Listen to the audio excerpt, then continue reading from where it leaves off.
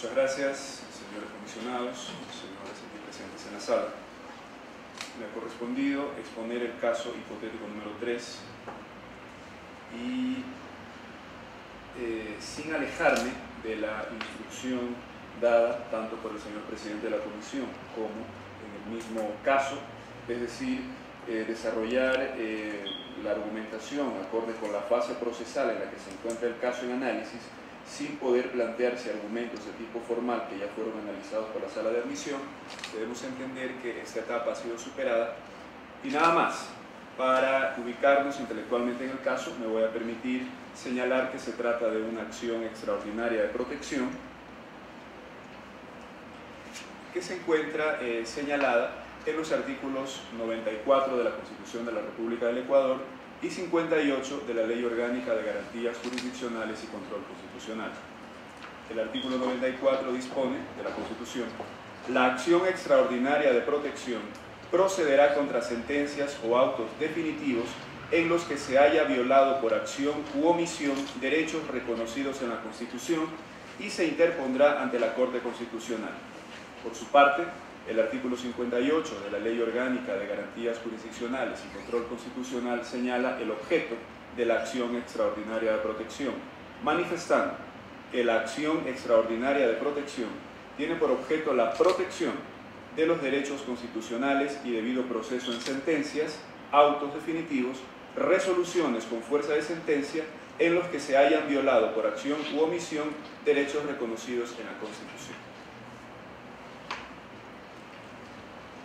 Es decir que esta acción se ha interpuesto contra una sentencia dictada por los jueces de la Sala de lo Fiscal y Tributario de la Corte Nacional de Justicia. En consecuencia, como precepto básico, fue procedente su admisión. Paso inmediatamente al planteamiento y absolución de los problemas jurídicos y su desarrollo argumentativo. 3 son los problemas jurídicos identificados en el presente caso. El primero, si es que la sentencia vulnera el derecho a la seguridad jurídica. El segundo caso, existe vulneración del derecho al debido proceso en la garantía de la motivación. Y como tercer problema, existe vulneración del derecho a la tutela judicial efectiva. Vamos a analizar cada uno de estos problemas jurídicos. El primero, vulneración del derecho a la seguridad jurídica.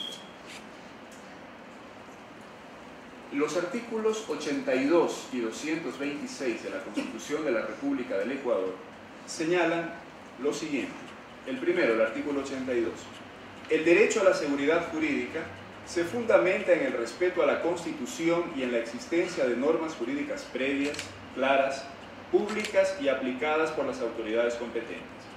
El artículo 226 señala: las instituciones del Estado, sus organismos, dependencias, las servidoras o servidores públicos y las personas que actúen en virtud de una potestad estatal ejercerán solamente las competencias y facultades que les sean atribuidas en la Constitución y la ley. Cuando nosotros leemos estos artículos, se nos viene a la mente un primer concepto, que es la certidumbre jurídica. Es decir, que la persona, el accionante, en general el ciudadano, quien tiene la potestad de ejercer la acción extraordinaria de protección, debe mantener siempre como garantía que le da el Estado la certidumbre de sus cuestiones tanto fácticas como jurídicas. Es así que cuando el caso nos dice, en su parte pertinente, que la aceptación del recurso de casación se dio luego de que la sala analizara nuevamente los hechos y pruebas aportadas por la compañía y que originalmente fueron analizados por el Tribunal Fiscal, estamos entrando ya en un campo de incertidumbre jurídica. ¿Por qué? Vamos a verlo más adelante.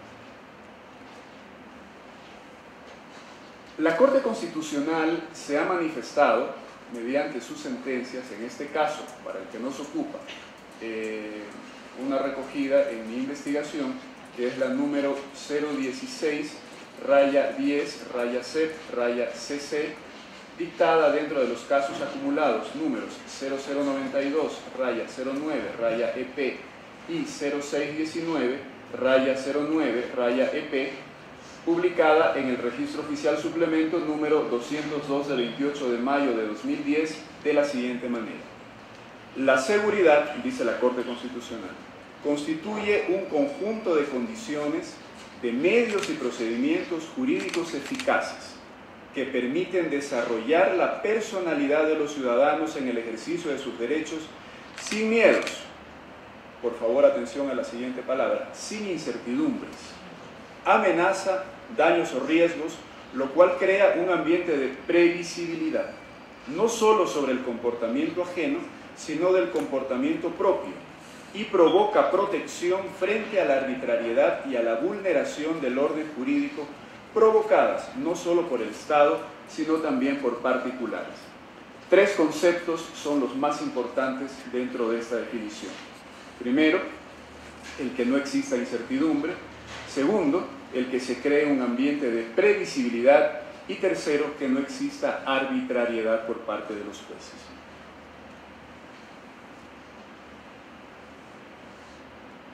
Es así que volver a analizar los hechos y la prueba en un recurso de casación, como ha sido el presente caso expuesto, señalado en la redacción, no solo vulnera el derecho a la seguridad jurídica por generar imprevisión e incertidumbre. Incertidumbre para el accionante, imprevisión por parte del órgano de administración de justicia. Respecto de la actuación de los poderes públicos que ejercen jurisdicción, sino que, como lo ha indicado la Corte Constitucional en su sentencia número 015-11-CEP-CC, dictada en el caso número 418-11-EP, publicada esta sentencia en el Registro Oficial Suplemento número 536 de 16 de septiembre de 2011, por la naturaleza del recurso de casación, la Sala no puede reexaminar ni valorar la prueba actuada en el proceso. Se limita, sencillamente, dice la Corte Constitucional, al examen de la sentencia para determinar en su texto eventuales violaciones de la ley.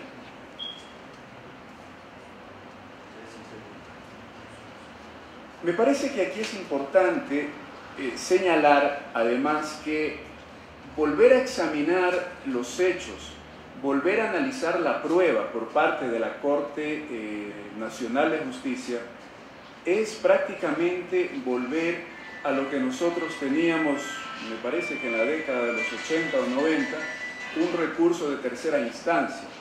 La casación no es un recurso de tercera instancia, la casación no es una apelación, no se puede volver a valorar la prueba, no se pueden volver a analizar los hechos y decidir sobre los mismos, porque estaríamos actuando como dentro de un recurso de tercera instancia, llamando de esta manera instancia a la Corte Nacional de Justicia, que viene a ser exclusivamente un tribunal de casación.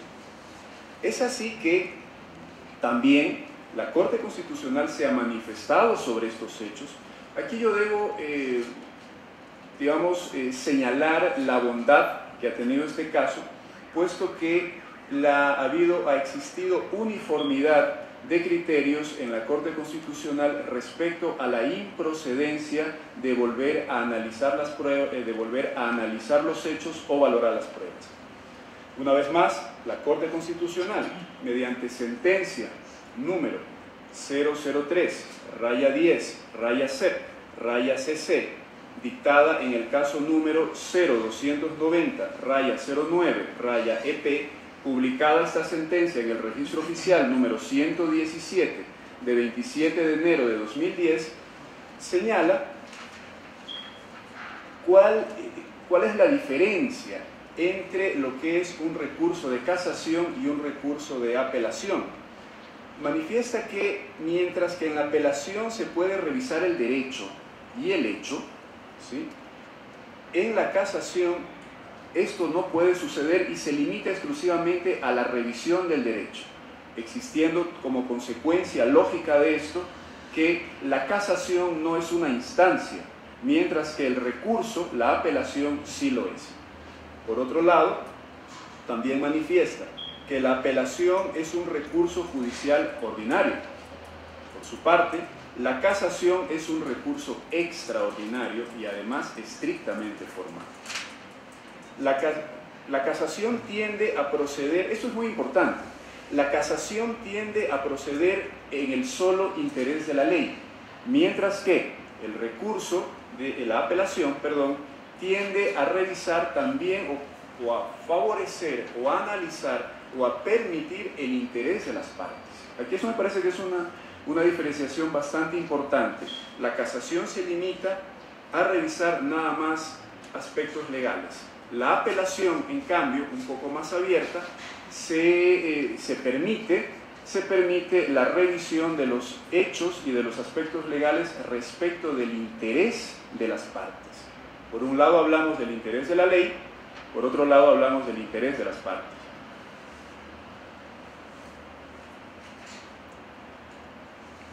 Es así que llego a la conclusión de que este derecho a la seguridad jurídica sí ha sido vulnerado por parte de la Administración de Justicia en la sentencia que ha sido objeto de la acción. Pero permítame la comisión y permítame la sala hacer una pequeña digresión. No voy a abundar en esto que ustedes ven aquí en la pantalla, nada más lo enuncio, puesto que, como todos conocemos, tenemos la regla, el principio contemplado en el artículo 4, numeral 13, de la Ley Orgánica de Garantías Jurisdiccionales y Control Constitucional, que es el principio de iura novit curia. La aplicación, es decir, que el juez puede aplicar una norma distinta a la invocada cuando ha visto manifiestamente la violación de derechos. Ojo, sin que esto signifique que existe una sentencia ultra petita. Es decir, que, ¿a qué me refiero?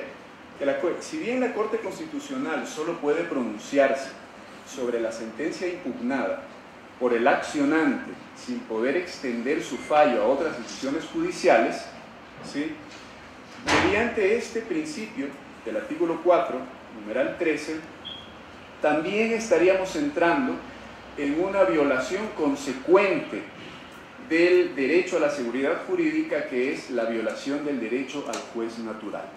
Como digo, no voy a adentrarme en este aspecto, pero lo dejo señalado, me parece importante, porque el juez natural para el caso que nos ocupa fue el Tribunal Fiscal. Él conoció y sentenció, falló, razonada o sin razón, dentro del caso presentado por las partes. Sin embargo, la Corte Nacional de Justicia, haciendo una extralimitación de sus funciones, también falla conociendo los hechos y las pruebas que ya había conocido y sentenciado un tribunal inferior.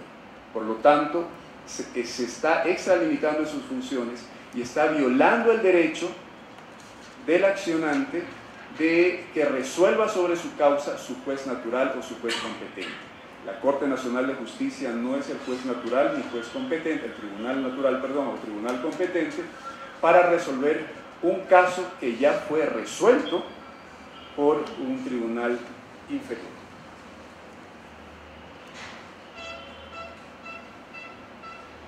Una vez más, la Corte Nacional de Justicia también se ha manifestado sobre este aspecto mediante sentencia número 010-10-CC, publicada en el Registro Oficial Suplemento número 177 de 22 de abril de 2010, y del mismo modo en la sentencia número 31-09-CEP-CC, publicada en el Registro Oficial Suplemento número 98 de 30 de diciembre de 2009, señalando lo siguiente.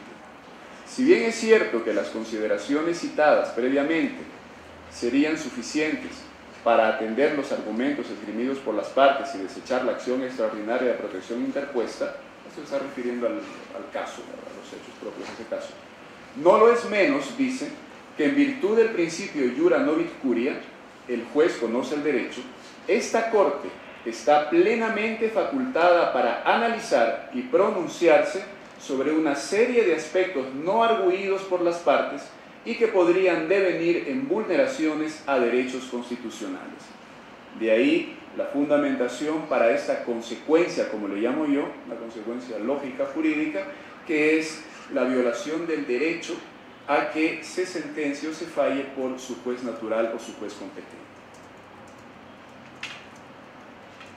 Una vez expuesto el primer problema jurídico, una vez expuestas sus argumentaciones y definido que sí, a mi modo de ver, se ha vulnerado el derecho a la seguridad jurídica, paso a analizar el segundo problema jurídico. ¿Se vulneró el derecho al debido proceso en la garantía de la motivación? Al respecto, una vez más, yo propongo partir siempre de la ley y luego explicar los argumentos.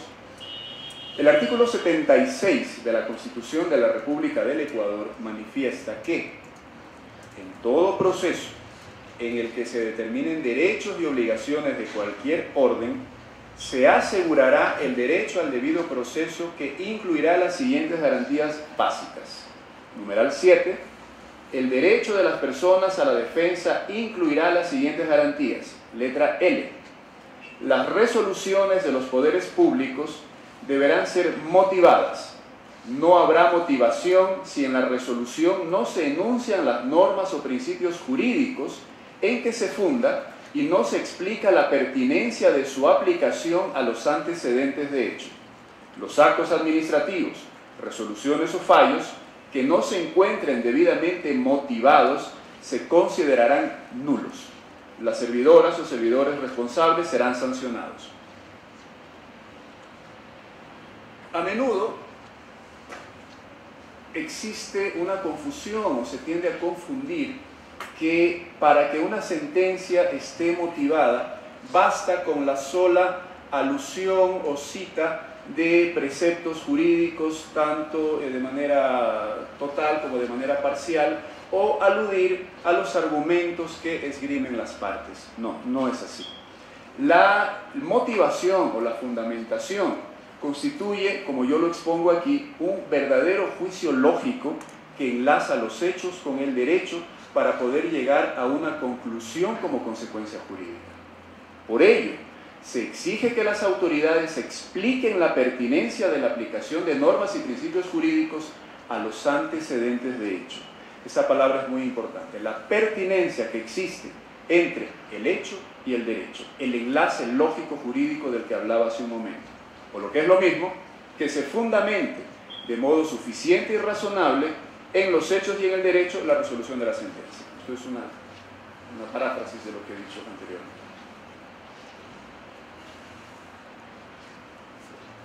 La motivación, dice la Corte Constitucional, una vez más, en su sentencia número 009-10-CEP-CC, dictada dentro del caso número 0595-09-EP, publicada en el Registro Oficial Suplemento número 183 de 30 de abril del 2010, la motivación, dice, equivale a fundamentación y comprende dos campos específicos: la explicación, que es una argumentación de los hechos, una exposición de los hechos, perdón, y la justificación, que es la referencia a las bases jurídicas o a la razonabilidad jurídica que se enlaza con los hechos antes expuestos y antes explicados. Manifiesta también la Corte que la razón por la que la Constitución impone a las autoridades el deber de motivar sus resoluciones, y concretamente para el caso de los jueces motivar sus sentencias, radica en el propósito del juez de evitar la arbitrariedad, armonizar el ordenamiento jurídico y facilitar el control social. Si nosotros recordamos lo que habíamos manifestado hace un momento, la arbitrariedad se repite también para ese problema jurídico, o mejor dicho, evitar la arbitrariedad. De ahí que si la sentencia contiene las razones por las que adopta determinada decisión, con base en los antecedentes de hecho y explicando las normas jurídicas que se aplican al caso para resolver, llegamos a la conclusión de que las partes, aunque a disgusto para el perdedor, pero está consciente de que el juez no ha fallado de manera arbitraria, sino que lo ha hecho en base a derecho, enlazado a los hechos expuestos por ambas partes, en este caso por el agraviado y también por quien ha salido beneficiado de la sentencia.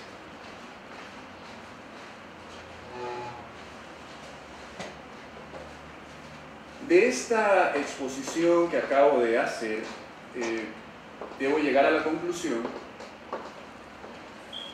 de que no resulta que el fallo de casación de la Corte Nacional de Justicia, expuesto en el caso en análisis, haya sido inmotivado.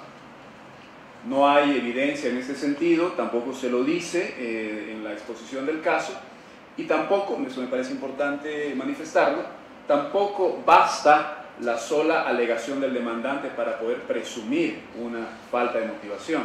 Me fundamento para esto en el artículo 437, numeral 2 de la Constitución, que no invierte la carga probatoria, como por ejemplo, si se lo hace en el artículo 86, numeral 3 de la misma Constitución de la República del Ecuador, cuando se trata de la generalidad de garantías constitucionales en que el demandado sea autoridad pública.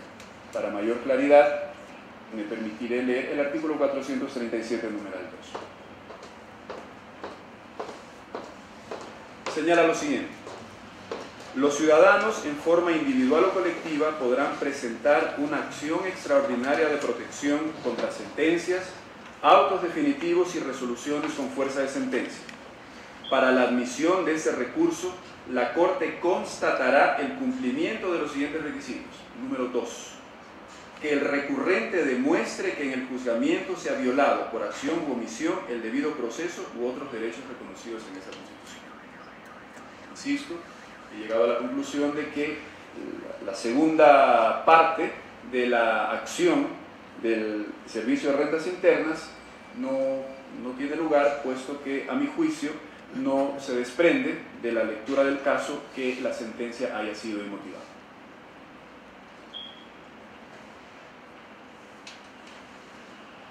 Una vez expuesto el segundo problema jurídico y también razonado y decidido, paso al tercer problema jurídico. ¿Se vulneró el derecho a la tutela judicial efectiva?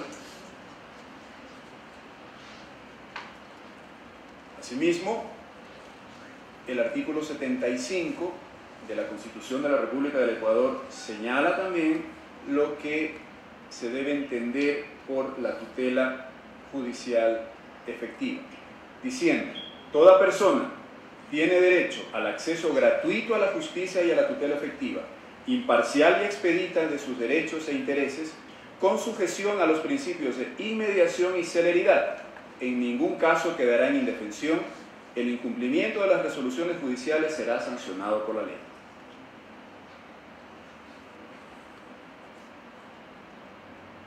Acceder, reformulo, el derecho a la tutela judicial efectiva comprende 4 elementos muy importantes. ¿Cuáles son estos elementos? Acceder al órgano de justicia, primero; que ese órgano de justicia tome una decisión, segundo; que esa decisión sea razonada, tercero; y que se ejecute la decisión. Vamos a analizar brevemente si esos elementos se cumplen. Acceder al órgano de justicia. Creo que es evidente.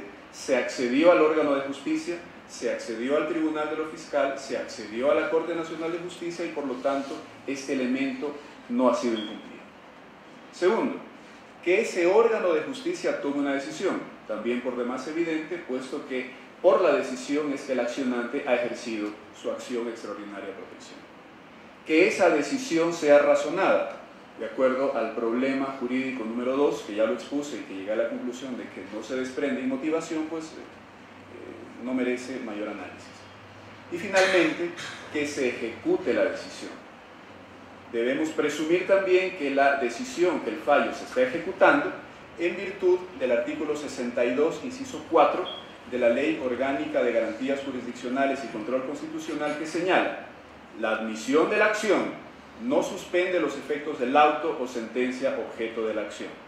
Por su parte también, el artículo 27, inciso 3 de la misma ley señala respecto de las medidas cautelares que éstas no procederán cuando se interpongan en la acción extraordinaria de protección de derechos.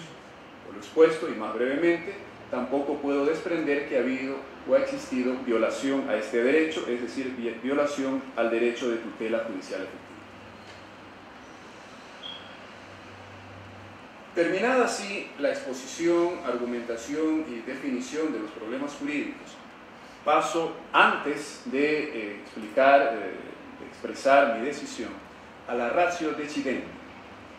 Primero, por lo expuesto, señalo, en la sentencia se ha violado el derecho consagrado en el artículo 76, número 7, letra K, de la Constitución, al obrar los jueces de casación como jueces de apelación o de instancia, lo que está fuera de su competencia constitucional, derivando aquello en la violación del derecho a la seguridad jurídica.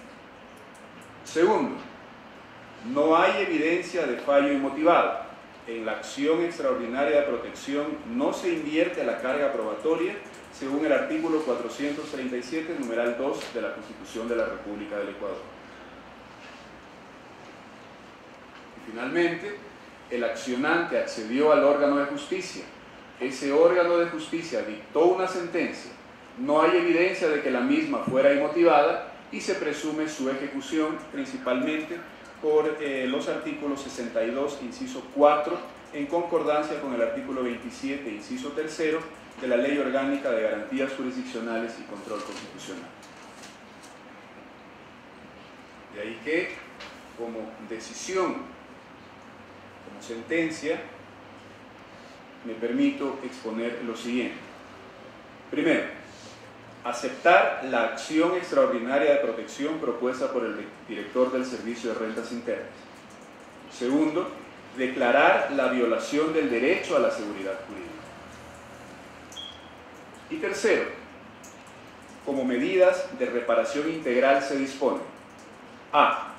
Dejar sin efecto la sentencia dictada por la Sala de lo Fiscal y Tributario de la Corte Nacional de Justicia. B. Devolver el proceso a la Sala de lo Fiscal y Tributario de la Corte Nacional de Justicia. C. Disponer que la misma Sala, integrada por otros jueces y mediante sorteo, dicte un nuevo fallo sobre el recurso de casación sin incurrir nuevamente en las violaciones constitucionales detectadas en esta acción extraordinaria de protección. ¿Por qué que se dicte un nuevo fallo por otros jueces? Porque los anteriores ya se pronunciaron, ya conocieron el caso y no podrían volver a pronunciarse sobre lo mismo, aunque no incurrieran en la misma violación constitucional. Muchas gracias, señores comisionados, señores presentes en la sala. Hasta aquí la exposición de mi caso hipotético número 3. Muchas gracias, doctor. Vale, para eso postulante para la Corte Constitucional. Pedimos al señor notario, pasamos a la segunda fase de la comparecencia oral, que es las preguntas. Pedimos al señor notario Camilo Salinas para poder hacer apertura en el último sobre de preguntas del caso número 2.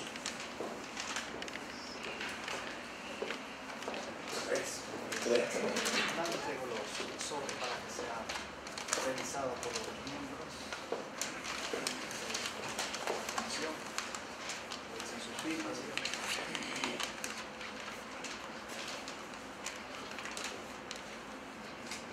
Con su permiso, procedo a la apertura del sobre.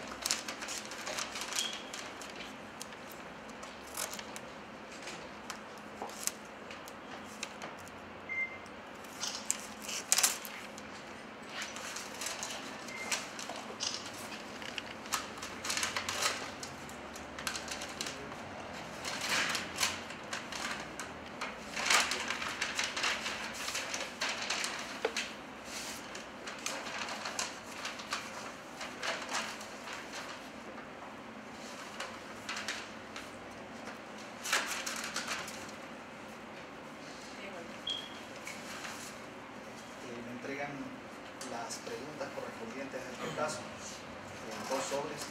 Uno va a ser usado por los comisionados y el otro por el exponente o el expositor.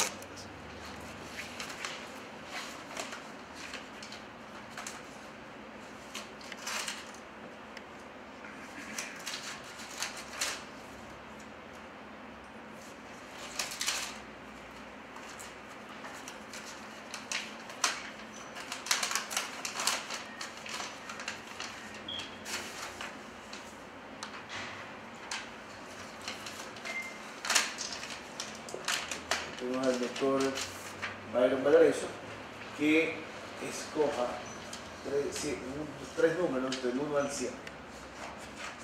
1, 3 y 5. 1, 3 y 5.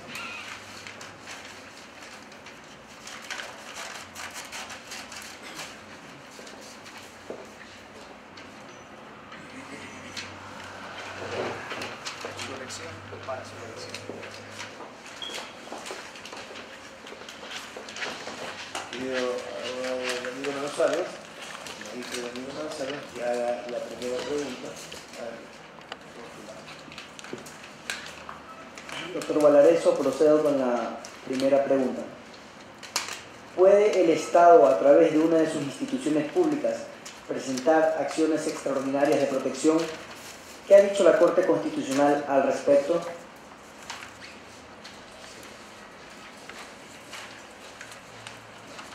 El Estado ecuatoriano sí puede efectivamente presentar a través de sus instituciones públicas acciones extraordinarias de protección. Fundamental mi respuesta en lo siguiente, solo les pido un segundo.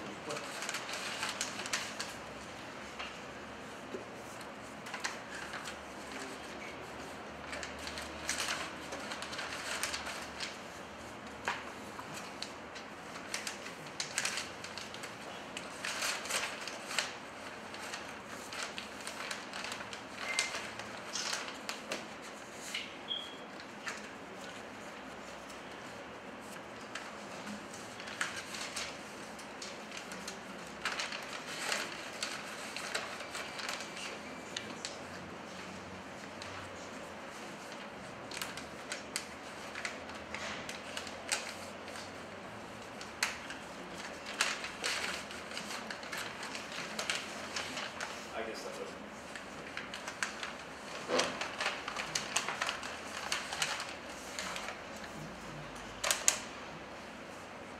Esa es una pregunta interesante, muy importante además, puesto que por un lado tenemos una norma constitucional que aparentemente sería restrictiva, indicando que solo las personas naturales podrían presentar una acción extraordinaria de protección.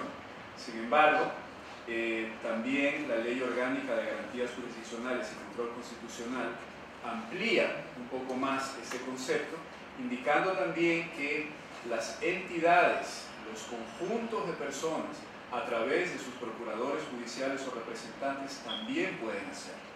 En esto se fundamenta también la Corte Constitucional para señalar y para permitir que el Estado ecuatoriano, a través de sus instituciones, pueda presentar acciones extraordinarias de protección, como lo hemos visto en el presente caso, que lo ha hecho el representante legal, judicial y extrajudicial del Servicio de Rentas Internas, como es su director general. Entonces, tenemos la abogada Liz Franco. ¿Qué le dice la seguridad pública? Doctor, voy a hacer la pregunta número 3. ¿Existen sentencias dictadas por la Corte Constitucional relacionadas a la materia? ¿Cuáles y cómo pueden aportar a la resolución de la presente causa? Fundamente su respuesta. Sí, efectivamente existen sentencias dictadas por la Corte Constitucional respecto a esta materia.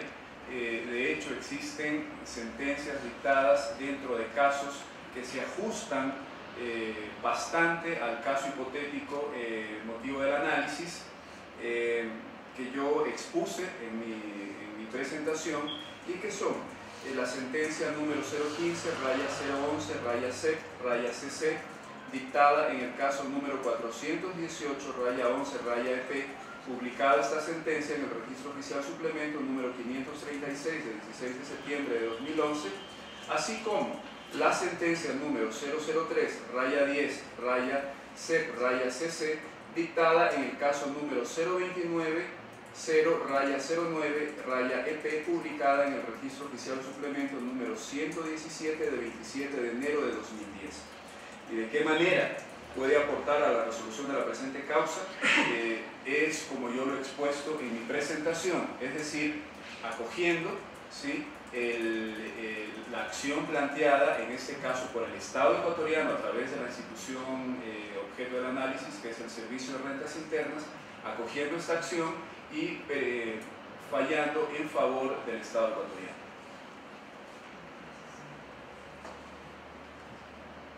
Pido a la comisionada, la doctora Patricia Sáenz, que realice la tercera pregunta que fue escogida al azar por el postulante.